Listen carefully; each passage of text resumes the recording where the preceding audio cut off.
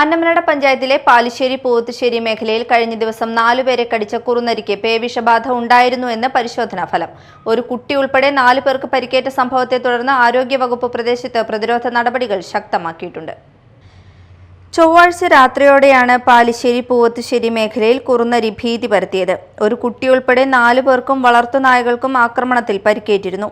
സംഭവത്തിന് പിന്നാലെ പ്രദേശവാസികൾ ജാഗ്രത പാലിച്ചിരുന്ന സാഹചര്യത്തിൽ ബുധനാഴ്ച രാവിലെ കുറുനരിയെ ചത്ത നിലയിൽ കണ്ടെത്തുകയായിരുന്നു.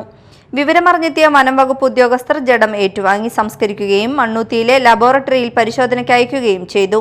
പരിശോധനാ ഫലത്തിലാണ് കുറുനരിക്ക് പേവിഷബാധ ഉണ്ടായിരുന്നതായി സ്ഥിരീകരിച്ചത്. തുടർന്ന് ആരോഗ്യവകുപ്പ് പ്രദേശത്ത് പ്രതിരോധ പ്രവർത്തനങ്ങൾ ശക്തമാക്കി. വാർഡ് അംഗങ്ങളും ആരോഗ്യവകുപ്പ് അധികൃതരും പ്രദേശം സന്ദർശിച്ച് സ്ഥിതിഗതികൾ വിലയിരുത്തി. കുറുനരിയുടെ കടിയേറ്റ 4 പേർക്കും പേവിഷ പ്രതിരോധ വാക്സിനും ആവശ്യമായ ചികിത്സയും നൽകിയതായി അധികൃതർ അറിയിച്ചു.